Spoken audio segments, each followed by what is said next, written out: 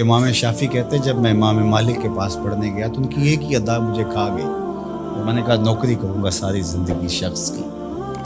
محدث جب روایت کرتے ہیں تو سند کو جب صحابی تک لے جاتے ہیں اور پھر صحابی کہتے ہیں کالا کالا رسول اللہ صلی اللہ علیہ وسلم کہ حضور علیہ السلام نے فرمایا، اللہ اکبر۔ تو امام مالک جب حضور علیہ السلام کی حدیث بیان کرتے تو حضور کے روضے کی طرف اشارہ کر کے کہتے ہیں اس قبر منور کے مکین کا یہ، اس بقعہ نور کے باسی نے یہ کہا ہے۔ تو کہتے ہیں کہ جب اشارہ کرتے تو کیا وہ کیفیت ہوتی، اللہ اکبر۔ تو یہ عقیدتوں کے رنگ ہیں۔ حضرت سعید بن المسیب لیٹے ہوئے ہیں، بیمار ہیں، اٹھنا مشکل ہو گیا، کوئی آیا اور حضور کا فرمان پوچھا، حضور کی حدیث سننا چاہتا، میں اقعدونی، مجھے اٹھا کے بٹھا دو۔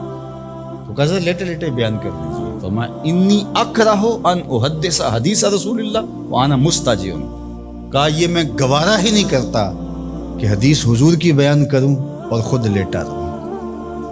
امام مالک کی دہلیز پہ اگر کوئی شخص آتا تھا تو اسے پوچھتے تھے کیا کام ہے، اگر وہ کہتا کہ میں حضور علیہ السلام کی حدیث سننی ہے آپ سے، تو فرماتے کہ پھر تھوڑا انتظار کرنا ہوگا، مجھے غسل کر لیں۔ غسل کرتے، خوشبو لگاتے، تخت بچ جاتا، بخور سلگھا دیا جاتا، پھر اس کو بٹھاتے اپنے سامنے، کہا اب پوچھو اور میں تمہیں حضور کا فرمان سناؤں۔ یہ اہتمام ہے حضور کی حدیث کی روایت۔ امام بخاری نے صحیح بخاری میں جتنی بھی حدیث روایت کی، ہر حدیث لکھنے سے پہلے غسل کیا ہے، 2 نفل پڑھے ہیں اور پھر حدیث لکھی، ہر حدیث کے ساتھ یہ اہتمام کیا ہے۔ آج تو بے ادبی ہمارے رویوں میں آ گئی۔ وہ ایک زمانہ تھا کہ ایک شاعر حضور کے روضہ انور پہ گیا تو پرانی مسجد نبوی کی تصویریں آج کل تو دستیاب ہیں، آپ اس کو دیکھ سکتے ہیں۔ 2 کھجوریں تھی گنبد خضرا کے ساتھ، تو اس شاعر نے 2 کھجوروں کو حضور کے روضہ انور کے سامنے کھڑے ہوئے دیکھا تو اس نے اپنے انداز سے نظم کیا کہ کب ہیں درخت گنبد شہ والا کے سامنے، مجنوں کھڑے ہیں خیمہ لیلا کے سامنے۔ لوگوں نے کہا کمال کر دیا، کیسا تخیل پیش کیا۔ تو اگرچہ استعارتاً استعمال کیا، جس طرح لیلا کے خیمے کے آگے مجنوں کھڑے ہوتے ہیں، یہاں حضور کے روضے کے سامنے یہ 2 کھجور کے درخت کھڑے۔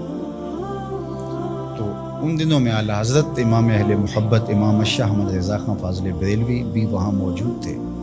تو کسی نے جا کے ان کو یہ شعر سنایا تو آپ کی رگے غیرت اور رگے حمیت بھڑک اٹھی۔ آپ نے فرمایا اس کو بلایا گیا، کہا کہ تیری جرأت کیسے ہوئی کہ میرے رسول کے روضے کو لیلا کے خیمے سے تشبیہ دی؟ کہا حضور میری تو توجہ ادھر نہیں گئی، میں نے تو استعارتاً بات کر دی۔